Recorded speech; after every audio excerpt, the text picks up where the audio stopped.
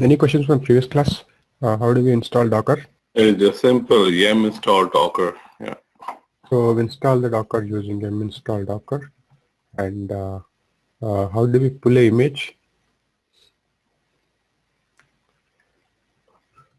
Docker pull from the image name.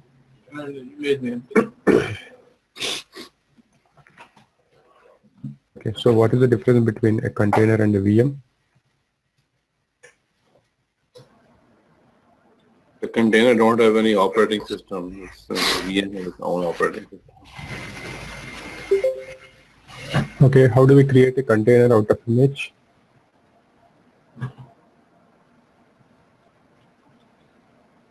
Docker pull the image.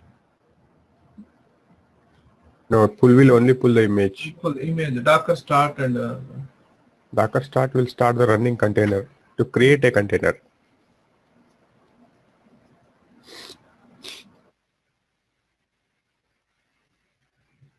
Docker run will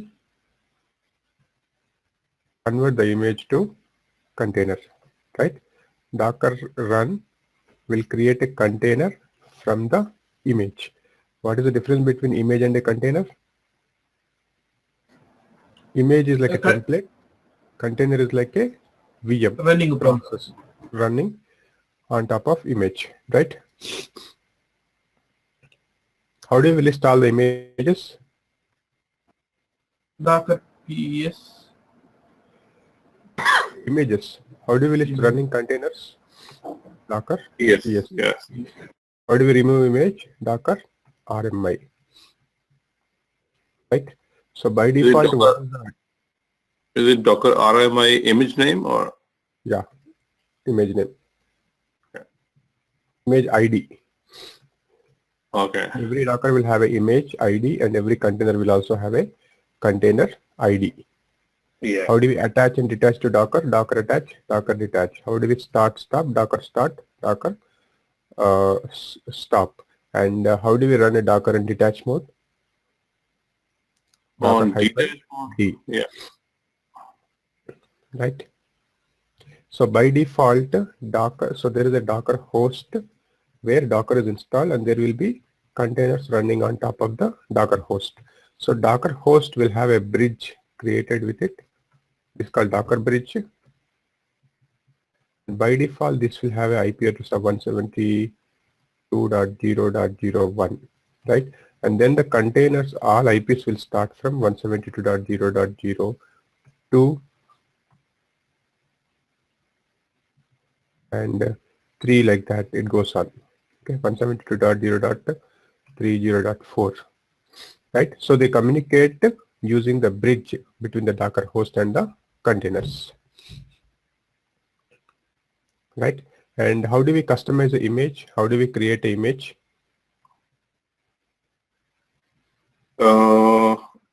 Create an image for Docker container.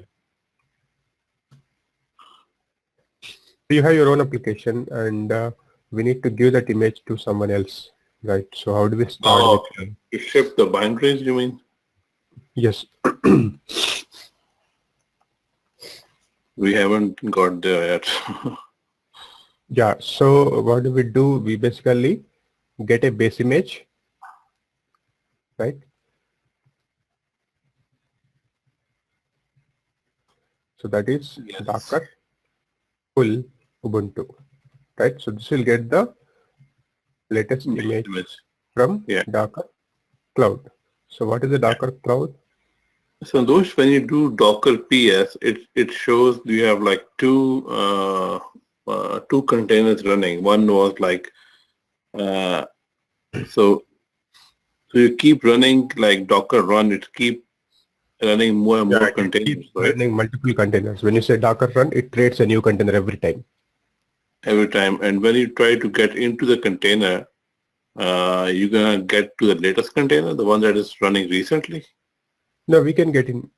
Docker attach is to log into the container. If there is no problem with the image, if there is no issue with the container, we should be able to get in. What I say, let's say when there are like multiple containers running, right? So you have 5 containers running, and when you try to get into the container, like are you gonna? Okay, so I don't understand why it's showing like multiple container. Container is just one container. Why it's showing like multiple instances? Container is not one container. There are multiple instances, right? Out of one image, we can create multiple containers. Every time when we run Docker run, it creates a container, new container. Yeah, that's right. But you create one container, for example, Ubuntu, right? Okay. Uh-huh. And the same Ubuntu has multiple instances running. Yes. That what was confusing. Like when you have multiple instances, one is running 10 minutes before one. The same. We have just one container, for example, and that container has like 10 instances running at the same time.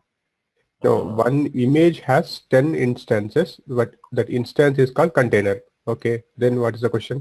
Let us say I have one Ubuntu image and I created 10 containers. And when I say Docker PS, it shows the running containers. Let us say 4 are running.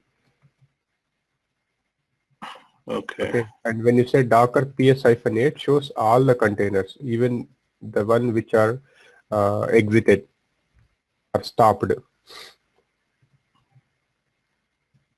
Yeah. In my case, I create one container, only one container, not 10 containers. Okay. And when I do Docker PS, it shows 2 containers. No, you would have executed Docker run 2 times. Okay, maybe the same command run twice. Okay. Yes, it will create every time, new container, every time a new container when we execute Docker run. Right? Okay. It's just like a service, right? So one service is one container, right? It's just a kind of image is an object, then a container is like an instance of that object. Okay. Remember you mentioned when you do Docker run T and I and you get into the container, and when you exit, the container will be stopped. Yeah, but in this case it's not stopped, it's still running. You would have executed in -D mode, which is detached mode, that will be keep on running. Or D, yeah, okay. -D is for detached mode, that will be running. If you directly attach to the container, then when you exit from it, it will not. It will. And what was the directly? What is the command for directly attach? That was a different command, right? I with -I, or no? What to detach? Attach. And -I. Detach. Detach is -D is to detach. -I is to it will log into the container. -T, -I, and then. So if I use, like, let's say if I use dot like -T and -I, -T and -I, it will get into the container, and when I exit, it will exit, right? No, process will be stopped, right? When you do -T, -I, -D, no, it will not log into the container. It will be in the detached mode. You get a number here. If you do -D, so let us say, try. I think maybe once we are in the. Remember, we had issues last time when you're doing it. Maybe that's the problem. See, these containers are already running. Yes. And if I do Docker PS-A, it will show all the containers which are killed or which are dead. Okay. And when I say Docker run -I, -T, this will create a new container.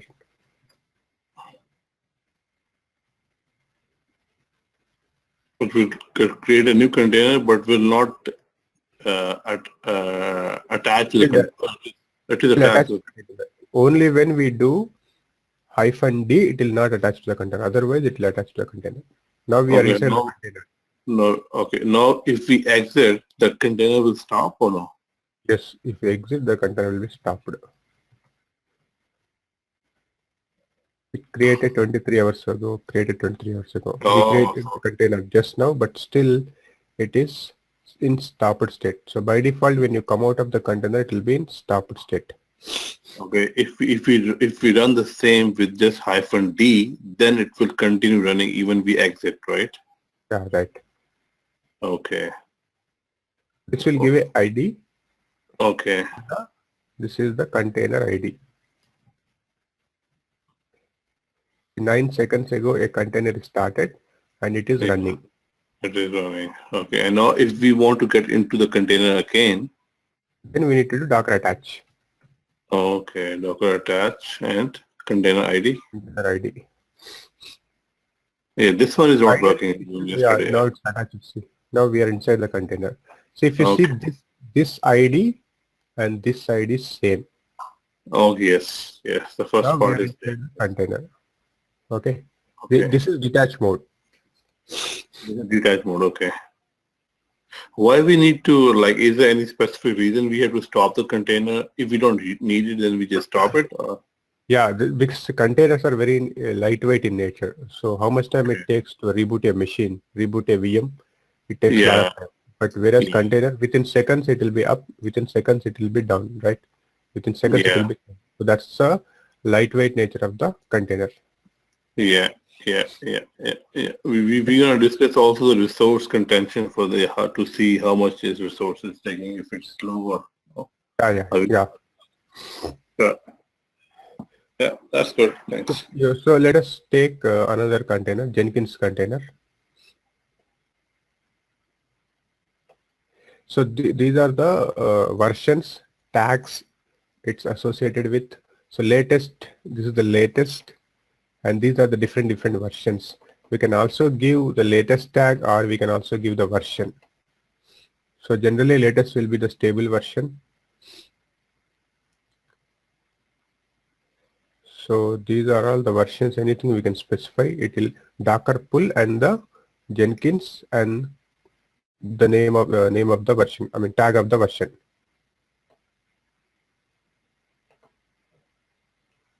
So there will be a command associated with every image. So Docker pull Jenkins is the command to pull the Docker image. So there will be a command given. Okay. Santosh, if Docker pull Jenkins, if you run that command, what versions of Jenkins? Is it Unix version, Windows, or means in a Linux version, in Red Hat, So or CentOS? this is Jenkins version. So 2.6 or 2.6.0.3. This will be downloaded.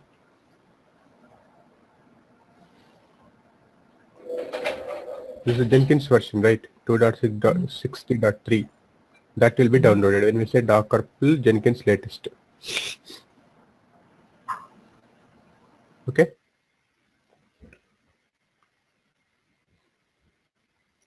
So how to run this image? So this is a command. This -p indicates that it is for port forwarding. So this way we gonna run the image and also doing the port forwarding at the same time? Yes. Okay.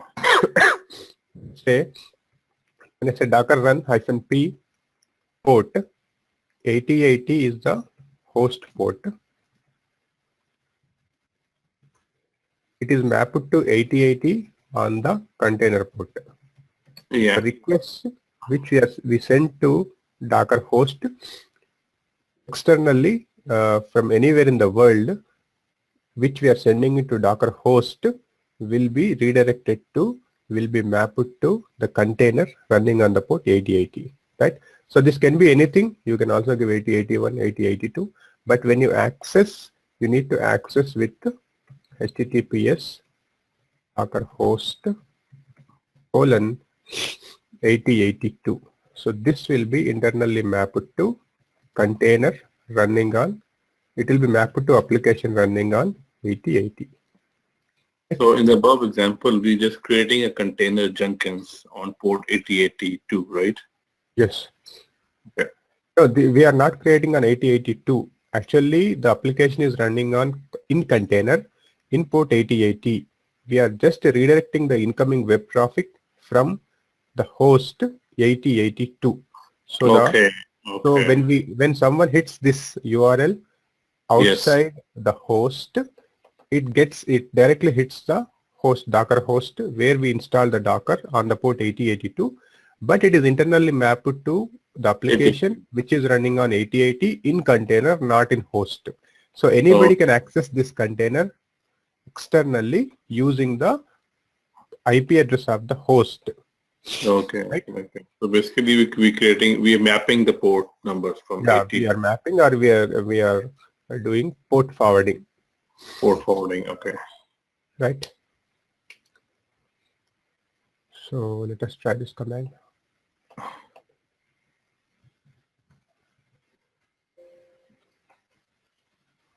So Docker run -t -p 8082 8080.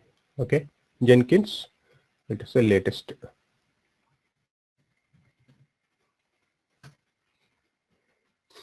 So it will not find the image locally. So now it will try to download from cloud. So there will be a lot of layers. So these are probably, this may be the base image, and on top of that they install the different packages, and then they'll install Jenkins.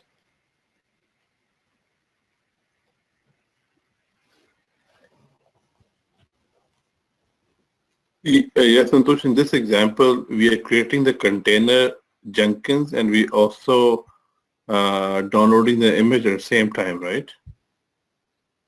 Yes. No, this pull is just downloading the image. Run will run the container. Sorry, right. I executed run, right? So run is equal to pull plus run.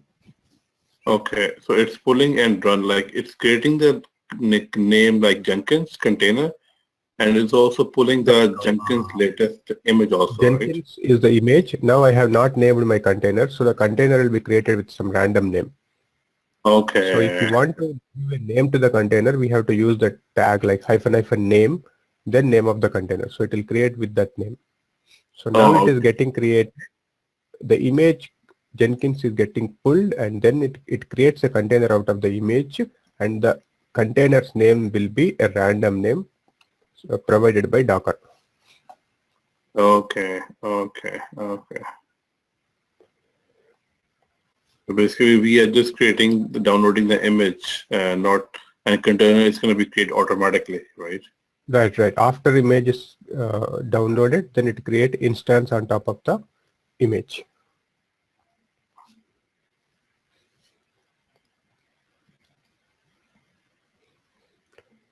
Okay, let this complete.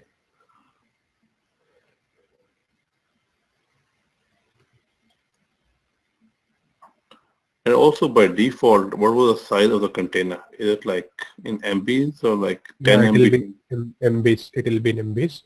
Depends on the container. So it may start from 50 MB to 400 MB, 500 MB also it can be there. If we have loaded the container with a lot of packages, the size will increase. So is it, let's say you loaded the container and you start working inside the container, developing your application, whatever, right? Mhm. The container size will keep growing, right? Is there a limit on the container size? There is no limit, but it's always recommended to keep the container size as low as possible. Okay, yeah. I was thinking how you can control, like if I give container to my developers, how you can control this is the limit you can go in terms of. I think that there is option. I am directly not aware, but there must be some option. We can limit the resources which container uses. There is something called Docker limit option, hyphen limit or something with CPU resources and the memory resource also. I think we can specify Okay, which many okay. CPUs we can use. Okay. So Jenkins is actually started. If you see, the password is provided here. So this password we can directly use and connect to the Jenkins. So let us say I want to connect to the Jenkins. So what is the port I need to use and what is the IP I need to use? I need to get the IP first.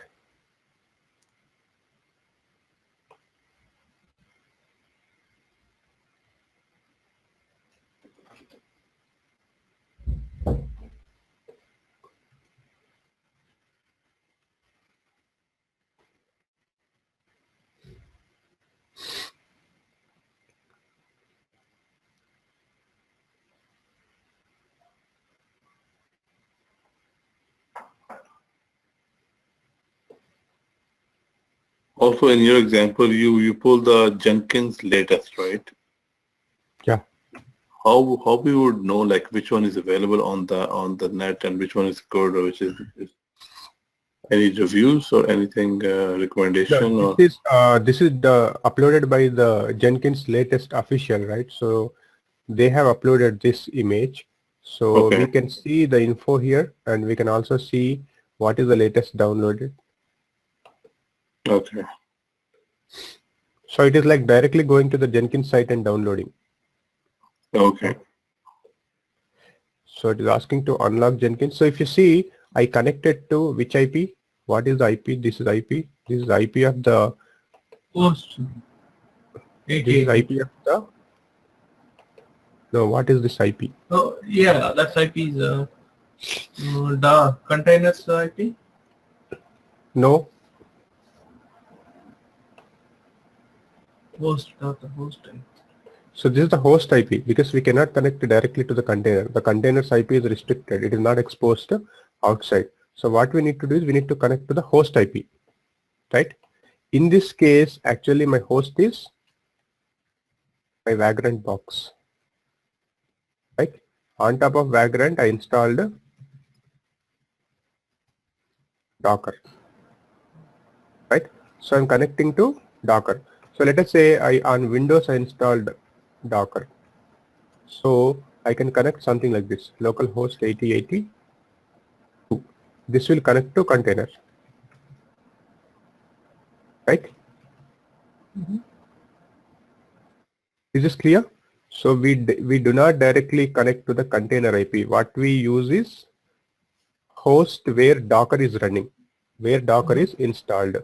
So to that IP we connect, and from there we do port forwarding. Port forwarding is redirecting the incoming web traffic from the host to container. So it will be redirected to the application which is running on the container using port forwarding, which is -p option, right? So basically we are mapping the port, and when any request comes from external world, it will be redirected to the application running on the container, right?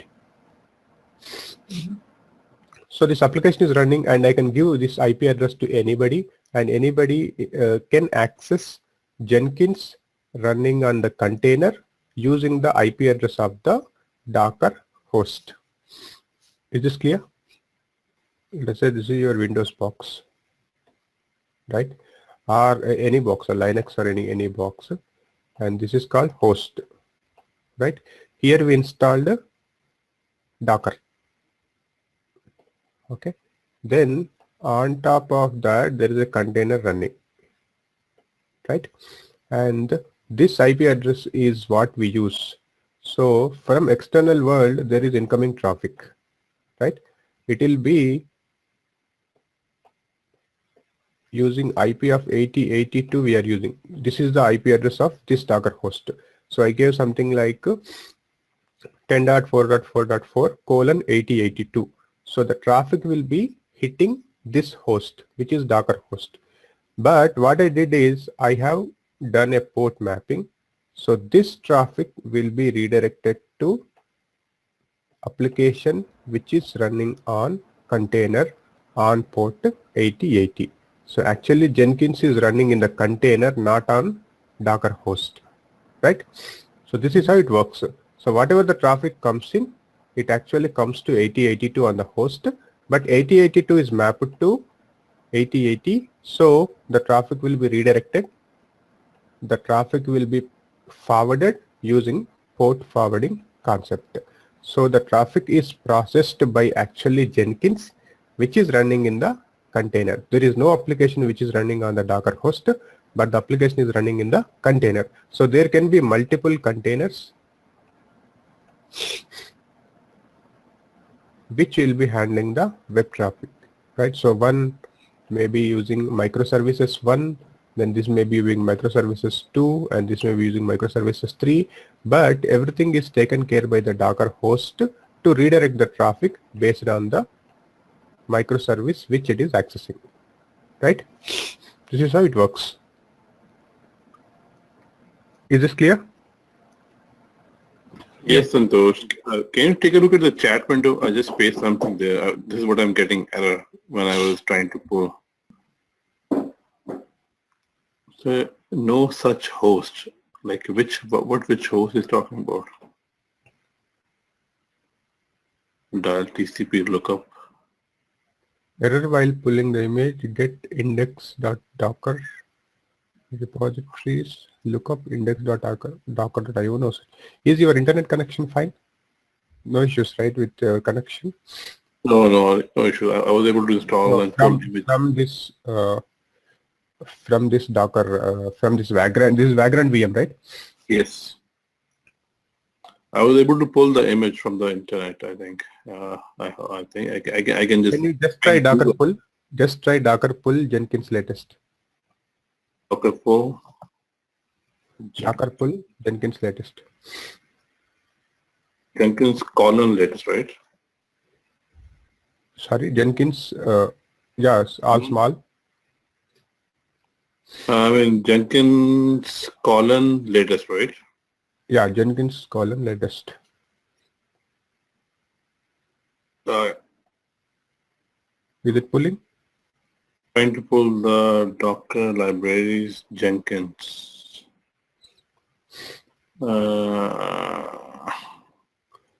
So there might be some problem, not with your internet connection, but maybe the network configuration on your VM.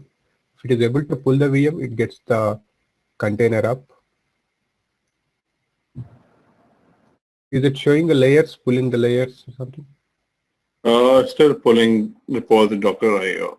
So when you say Docker pull Jenkins, it will only pull the image. No, error pulling. It might be network configuration. I'm not able to bring. Yes, yeah, it's problem with the network configuration.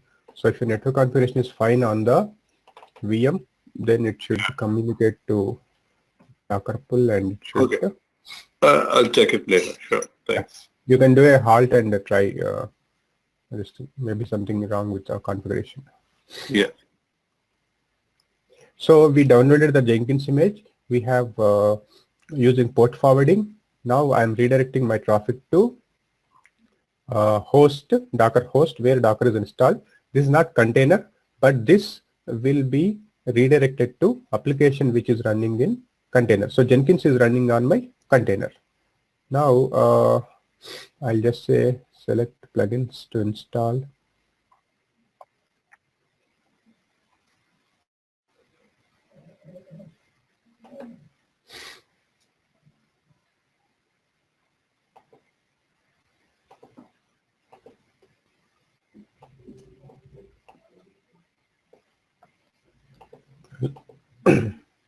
None. I'll not install anything.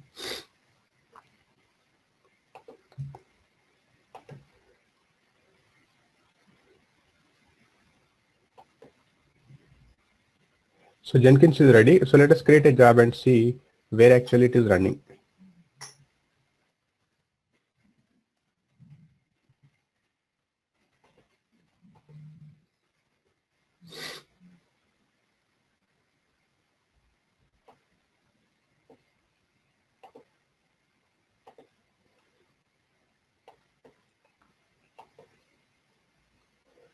So if I give ID, what will be the ID?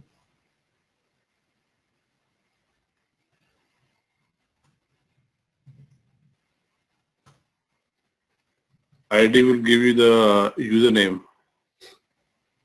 Yeah, which username?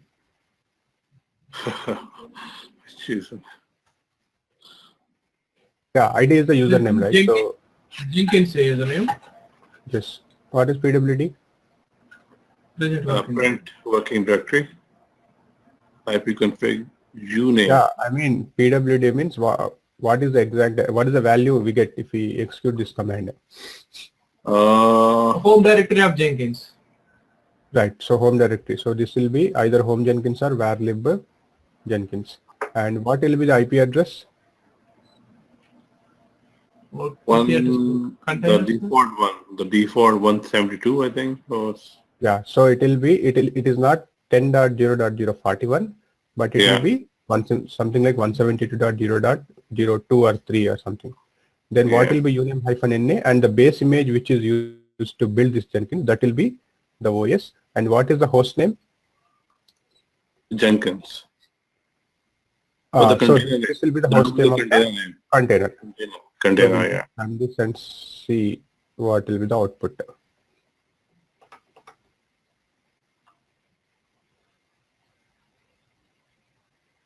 Something is failed. Maybe it's not installed. See, ID is Jenkins. PWD is where Jenkins home. This is right. If config is not there because the command is not installed by default, right? Host name it did not execute because the command is failed. So let us remove You if use IP config. adder, I think, instead of ifconfig IP adder. Yeah. Okay. Let us keep this at the end so that we want to see the host name output. This thing. No.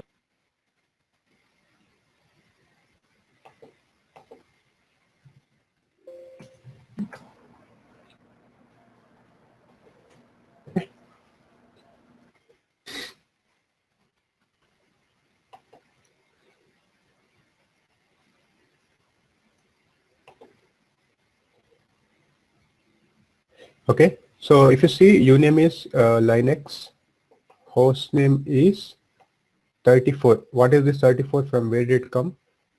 If you go to this and see, so this would have created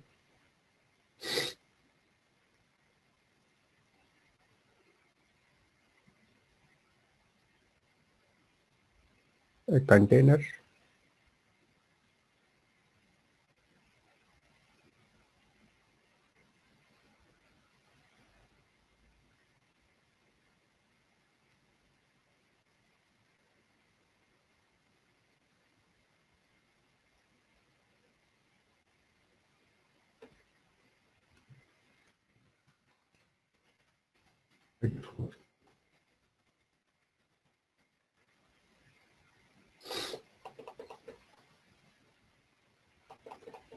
So the 34 container, somewhere it will be here in this output, starting the container.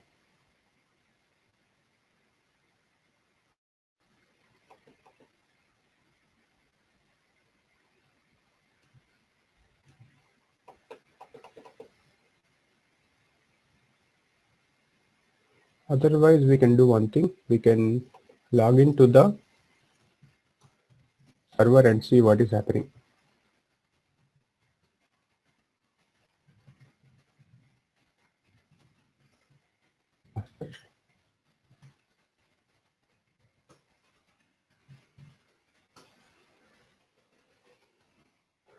So this is my actually Docker host. Then if I do Docker PS, so there should be a container with the same name running. So this is the one. I'll just copy.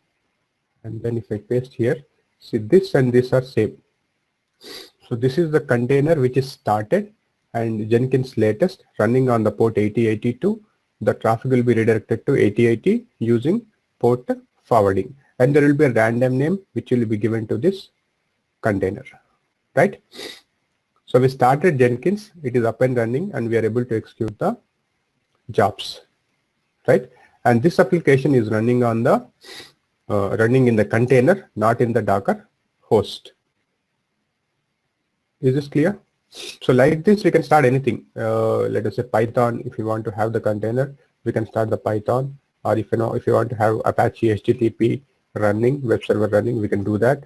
And generally, we do not log into the container. So what we do, if we want to check the logs, we can redirect the logs to a location, a file location on the server. So all the logs will be redirected to the host and not to the container. So we don't even have to log into the container. Everything will be accessible in the host itself. We can also share the file systems between the two containers, or we can share the file system between the Docker host and the container. Santosh, if we want to install a new plugins, where they are going to install, on a host or a container? Everything on the container. There is nothing in the host. There is no Jenkins in the host. It's all in the container. But if there is any application which is already running on the host on 8080, then we cannot do port forwarding. So we need to use some other port on the Docker host. So that's why I was using 8082. On 8080, I think Jenkins was running our previous Jenkins, which we installed on the Docker on the Vagrant VM.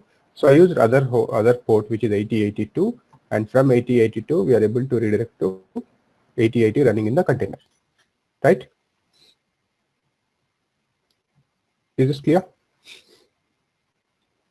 So if I go to Docker host and if I do ifconfig,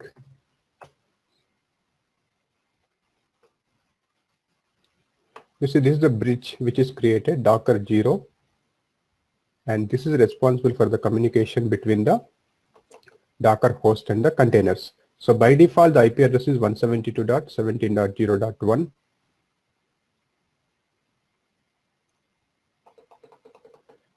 And all the subsequent containers will have the IP address starting from 172.17.0.2, 0.3 like that. Okay.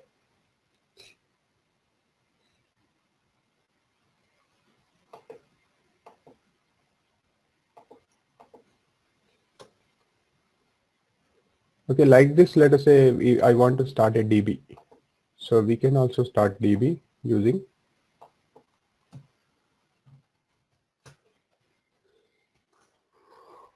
sorry.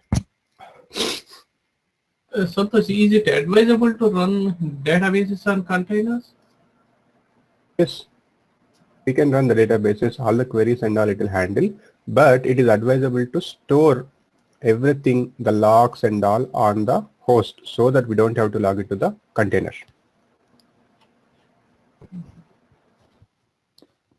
Okay, so these are the different versions we have.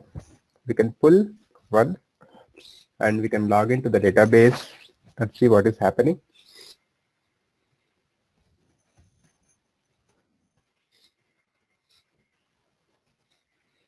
This is how we run a database. We pull the image and we run this command. This will actually create a container out of the image. So most of the things, there will be a container already available. Let us say Python. So Python official, or let us say Apache, HTTPD official, or Nginx. This is also a web server like Apache. So where we give something in var www.html index.html, right? There the web page can be configured. So Apache is a little older. After that, they have come up with a new web server called Nginx, and this has, in terms of the handling web traffic and all, this is better compared to Apache. And this is also available in Docker Cloud, and we can download this and we can use this to configure the websites and all. Okay.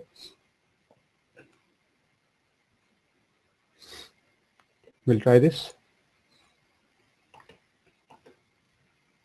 Sorry, so we are trying to like just ship, trying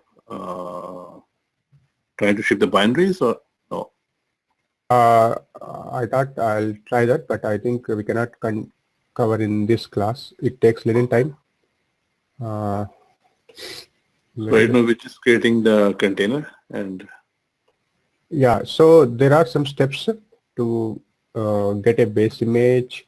Anyway, we'll cover in next class. So Okay. we need to get the base image, then we need to customize it, right?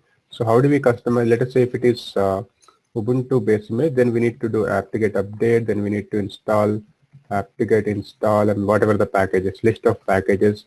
And if you want to do some configuration changes, some files we need to update, some libraries we need to copy. So whatever we want to do, that we can do. Then we need to create a container out of this image, right? So there is an image, then we need to create a container, right? And when container is ready, then we need to create image out of the container again, right? Because this is what we want to ship. Then this we can upload it to Cloud Hub, Docker Cloud. and then from anywhere anybody can download this image and create container out of it, and that will have all the customized packages your application and all running. So now let us say all these customizations I have done as a developer and I upload it to Docker Cloud, and let us say as a user from anywhere else in the world I can just download this image and I'll have the application up and running within seconds. I don't have to do all these configuration changes again, right? That we'll see tomorrow. So there are some commands like docker commit, docker build, docker login to log into the cloud. We can create our own image. We can push it to Docker Hub. Okay.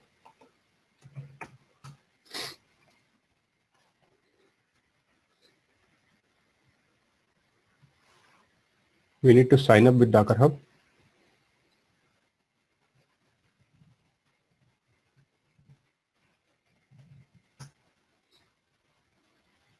So there are a lot of images which we can create and we can push and you can download. And there will be a command given, pull command. Using that pull command, we can download that particular image and it will have, let us say, on top of Ubuntu, I installed Python. So if I pull this image, I'll have Python ready. Ubuntu as the base image. So these exercises we can try tomorrow. Okay. So for now, we'll download the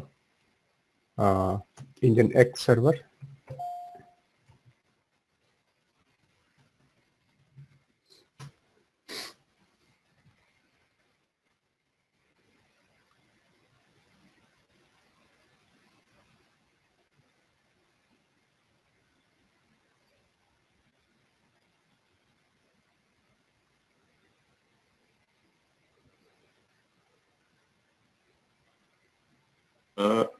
So what is this? And so I think you explained NGINX. Is it? Yeah, this is Nginx pronounced as Nginx. This is from Apache.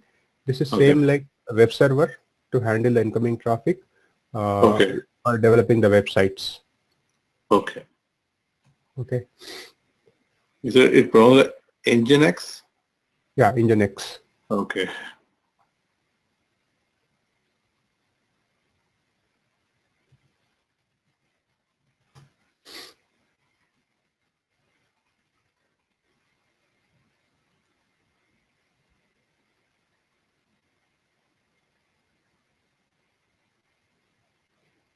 So this is the free open source web server. Same like HTTP. How did we install HTTP and then start the service, then modify HTML page, and then we can upload our images and that will show up on the console, right? That should show up on the web page. So same thing, we can use this to do that. Okay. It's running. I don't know what is the default port. Let me see.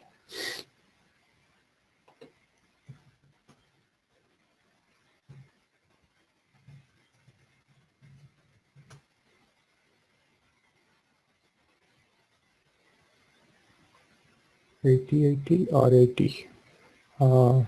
Okay, I'll log into the machine and see.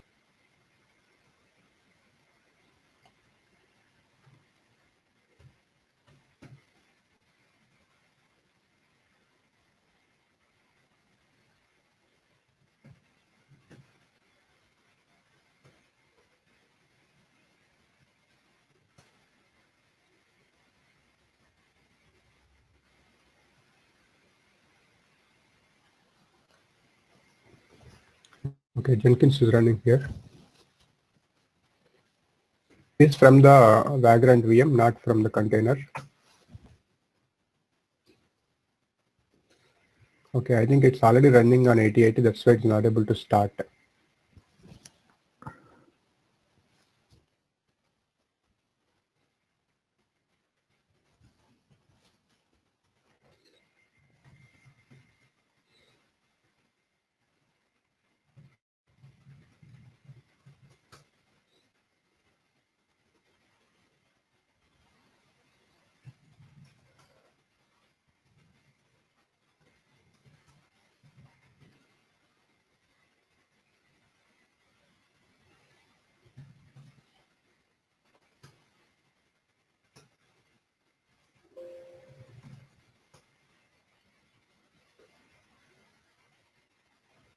Okay, it is running on 80.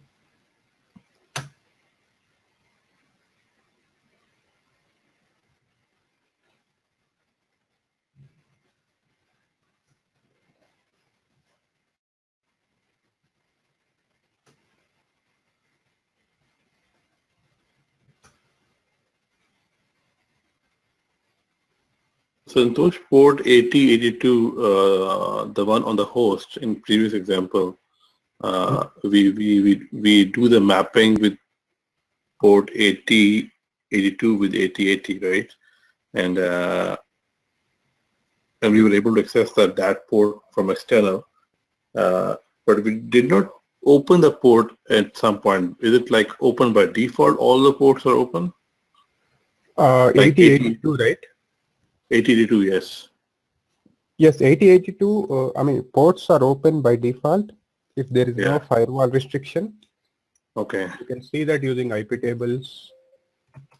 If there is any this restriction, then it will be stopped. But otherwise, by default, they are open. Okay. So if you do IP tables L, it will show all the ports that are open. This will show the firewall rules. Okay. So we can Okay. restrict a How port about using. if we have to open the port? Is it a command to open the port? Or? No, it's directly if you do IP tables -F, it's like all the ports will be open. In the sense, all the firewall will be stopped.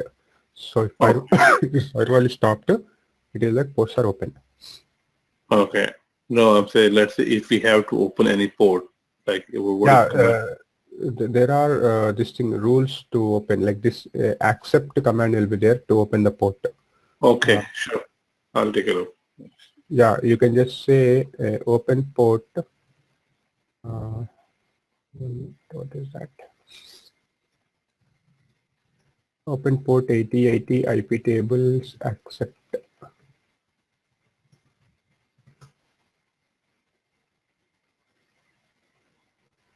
Yeah, this is the command. IP tables -a input -accept 8080. So this will open 8080 port.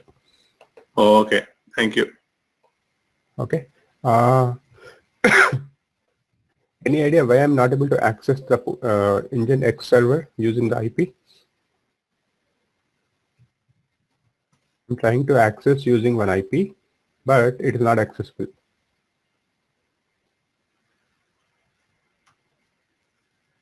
Actually, it's already port forwarding to 8080, right? Jenkins port forwarding is already being used. The problem is, see, for Jenkins, we are doing port forwarding, so we are able to access. But Nginx I installed on the container, but I'm trying to access the host. So Nginx is not running on the host, but it is running in the container, right? So how do we start Nginx? We have to start using port forwarding, right? So how did I start? I just started like this. So I won't be able to access if I do like this, right? I started Nginx container, but container I cannot access using the IP address of the host. I need to have port forwarding. So that is what is clearly given in the Docker Cloud, right? If you go to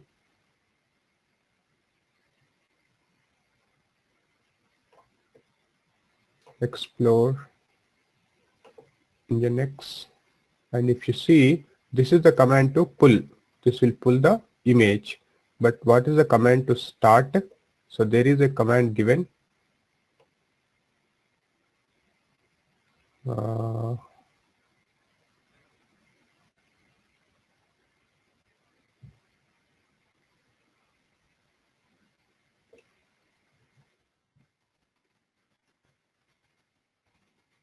Exposing the external port.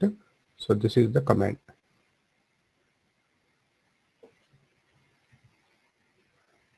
Okay.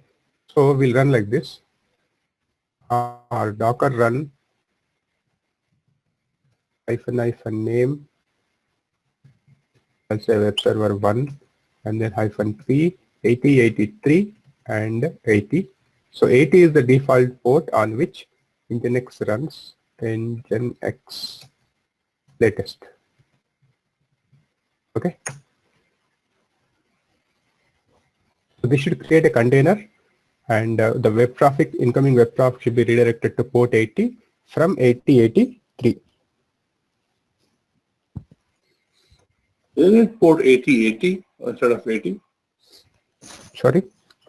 Isn't it port 8080 instead of 80? No, this is on the container. So by default, Nginx runs on 80. 8080, yeah, 8080 is for Jenkins. Jenkins. So everybody, all those like containers have different ports, right? Right. Okay. So it's like we can configure Nginx to run on 8080 as well, but we need to do some default is 80. Yeah, by default it is 80. Okay, it's basically just remembering the port name for the services, right? Like this service is which port, this service which port. Yes, yes. What is it? The IP address.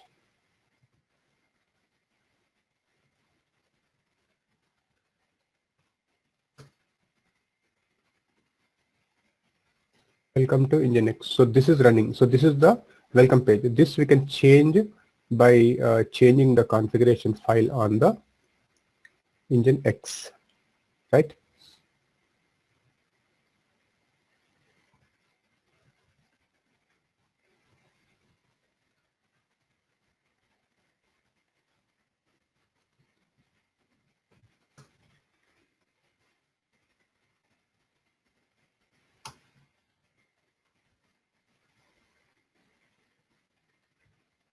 So the incoming web traffic is getting redirected to the container application, which is running on the web server, which is running on port 80 from the host IP address and 8083. This is the host IP address. This is the container port.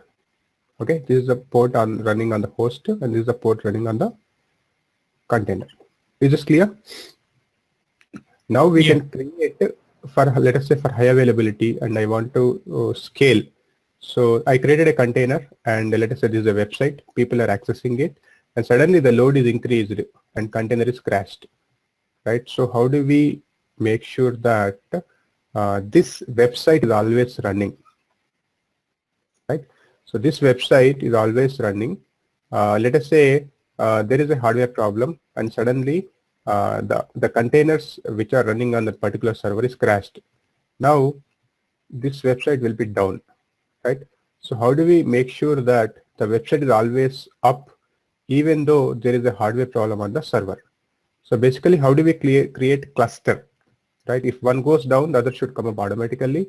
And if there is any problem with one, also something like if the load increases, we should be able to scale up, right? So today there are 100 people using this website. Tomorrow there are like 10,000 people using this website. Now I need to create a lot of containers so that the incoming traffic is redirected properly and it is able to handle the load. So how do we take care of that? So that we'll see tomorrow using something called Docker Swarm.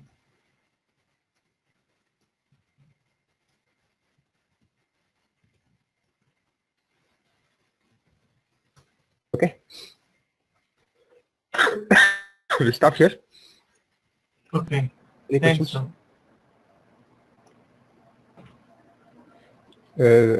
You asked about salt stack, right? So this document I prepared some time back, very old, maybe 1 year or something. Something might have changed. So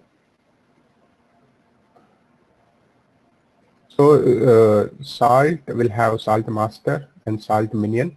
So we need to install Salt Master on the server, and we need to install Minion on all the agents. So there is a way to install. I don't know if this is the latest, anything they have updated, but this was some time back. So using this command, we download the master, and then we need to install the master and the agent. So there is a way to, this will actually download a script, and this script, if you execute it, it will install the master and the agent on the agent. So there is a way. I'll tell you this thing.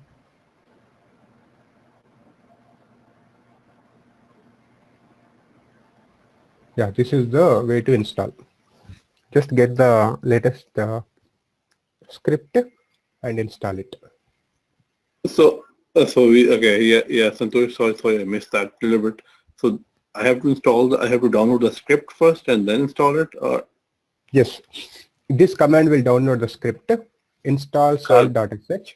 The other command will execute the script and it will install the master. This -m is for the master. This -p is for the minion. Minion means it's the agent. Okay. Then we need to start the master as a daemon. Then we need to start the minion. So basically, I need two machines with one master, one minion. Right. Okay. And once we install, this will run like Ansible, like for deployment. Yes. So not exactly like Ansible, but it is more like a chef and puppet. So wherein we install the server and we install the clients, and then from the client we execute a command that will pull all the cookbooks or manifests, or here we call salt files. So salt files are nothing but our YAML files, playbooks, and it will download and executes it on the minion. Okay, so it will execute from the minion, not from the master. Not from the master. Ansible is based on the push mechanism. Chef, Puppet, Salt are based on the pull mechanism. So we write the playbooks or cookbooks or salt files in the server. Then when we execute something from the client, it actually downloads that to the client and it gets executed.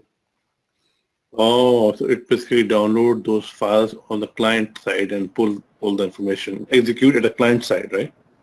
Yes. Okay. So there are a lot of configurations we have to make. We have to update the master file on the master with the information of the client, and then we need to establish the communication between the master and the slave. Actually, this class is done. Maybe if you want to leave, you can leave. He has asked about the salt, so I'm just explaining for 5 minutes. Okay.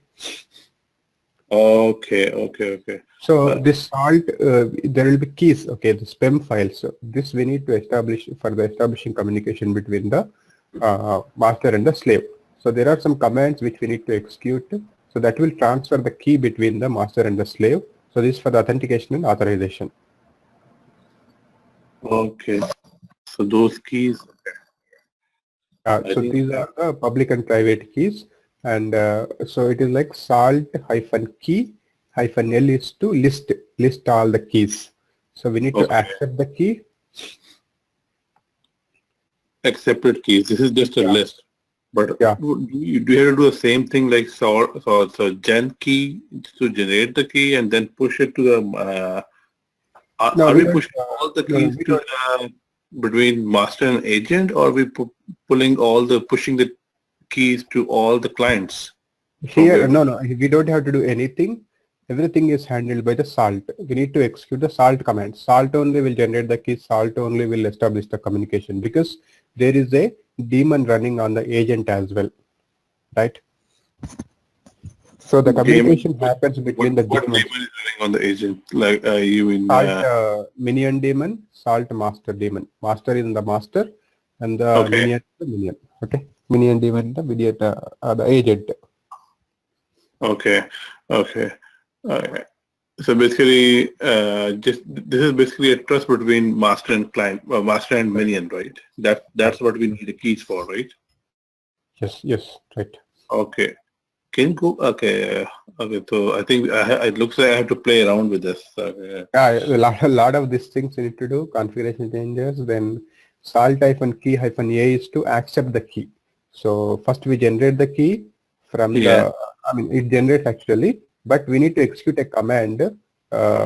So how does it know like which is master, which is the agent? But we need to update something called file etc salt master, etc salt agent. So something like we need to give information like we tell agent like this is your master, we tell master like this is your agent.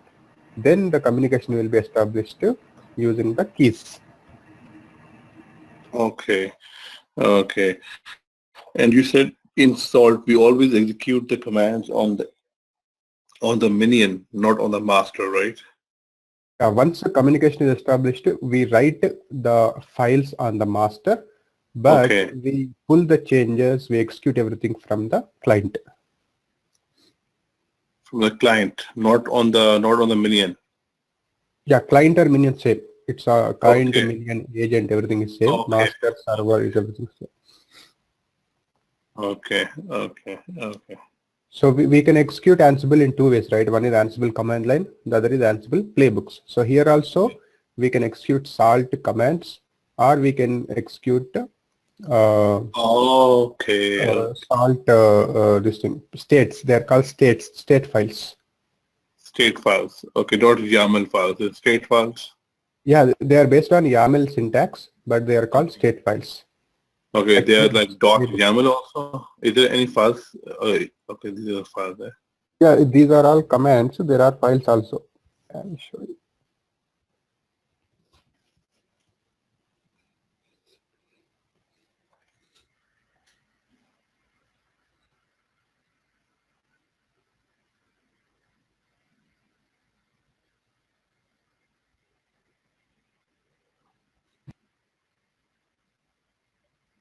And it might probably accessible through the web also, right? Like we access Jenkins. Or can we access it through a web or no? Web URL for salt stack. I'm not sure.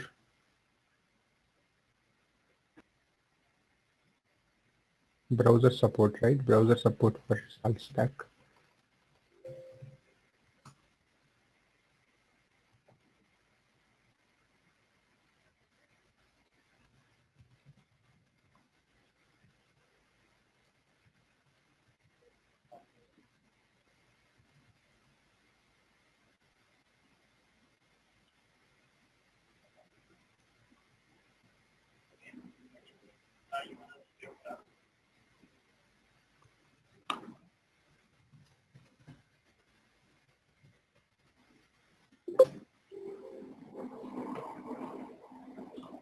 Yeah, the latest enterprise edition 4.0 has GUI, but this is not, I think this is not open source. So if you want to have the graphical user support, same like Ansible Galaxy, we need to have the license.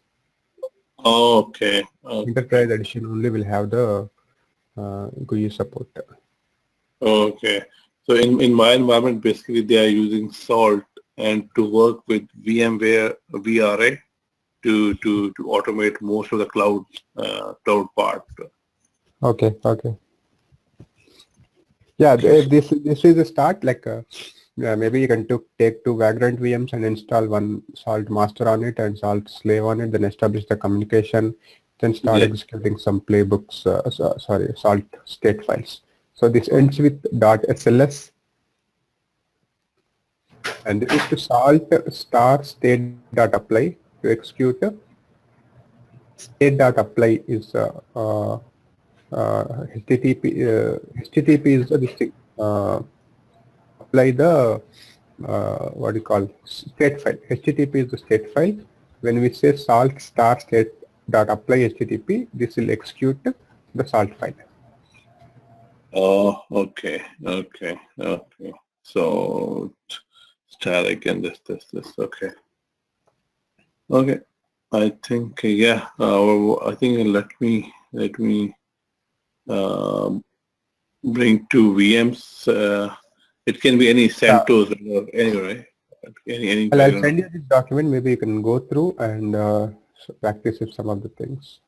Yeah, please do experiment and find out a lot of things. Yeah. You can send the document. I'll give a shot. Okay, sure.